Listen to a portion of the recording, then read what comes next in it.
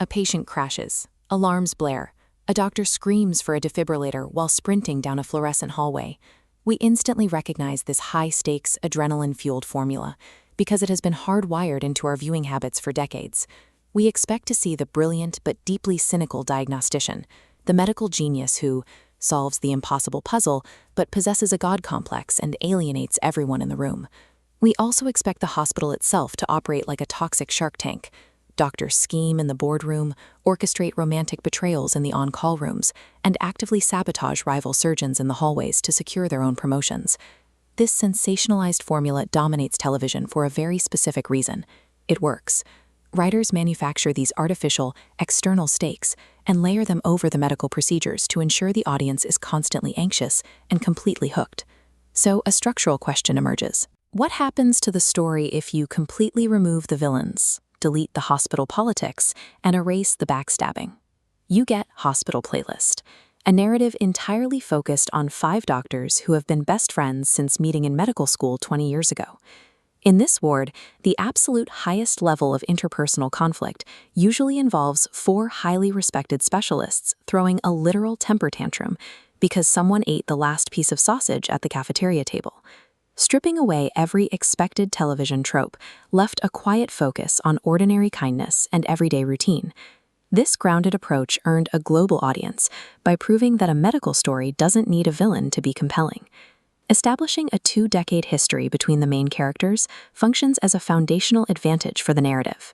Because these 5 doctors share a deep, pre-established baseline of trust, the writers never have to waste screen time on petty misunderstandings or artificial character friction. They already know each other's secrets. They already know each other's flaws. With zero internal drama to distract the audience, all narrative tension naturally shifts outward. The weight of the story lands squarely on the natural tragedies of patient illness and human mortality. Instead of fracturing under that intense external pressure, the doctors operate as a unified, highly efficient support system. Their 20-year bond acts as a structural shield. They are able to process medical trauma as a collective unit, rather than breaking apart as isolated individuals. To make this dynamic work, the creators established a strict characterization rule. These 5 protagonists are elite, top-tier surgeons in their respective fields, but no one is permitted to display a God complex. Instead of focusing on their egos, the camera highlights their mundane realities. We see their severe physical exhaustion, their constant lack of sleep, and their basic human empathy. We watch them sit quietly in empty offices, deeply affected after losing a patient. This illustrates a concrete point about character design. A character can be highly intelligent without being toxic.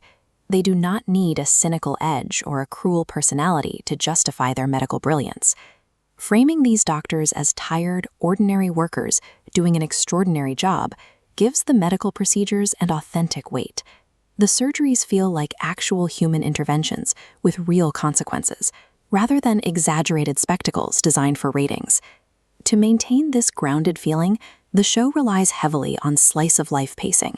It zeroes in on the micro-mechanics of their daily lives. When traditional television characters experience severe trauma, they usually deliver dramatic monologues in the rain or cry openly in supply closets. These characters cope differently. They gather in a cramped office and aggressively eat piles of takeout food together, and when words fail completely, they retreat to the basement for band practice. They work through their weekly stress by plugging in their instruments and playing nostalgic 90s rock songs. These shared mundane activities serve a psychological function for the narrative. They act as an emotional pressure release valve, giving both the characters and the audience a chance to breathe after a grueling medical case. The entire pacing of the show is built on the reality that people heal through community and shared routine, rather than cinematic speeches. The global reception of Hospital Playlist proves a comforting truth about storytelling. High audience retention and critical acclaim do not require constant cliffhangers or hyper-exaggerated stakes. Hospitals are naturally filled with enough inherent drama. When human mortality is already sitting in the waiting room, writers find their best material in how people respond to one another.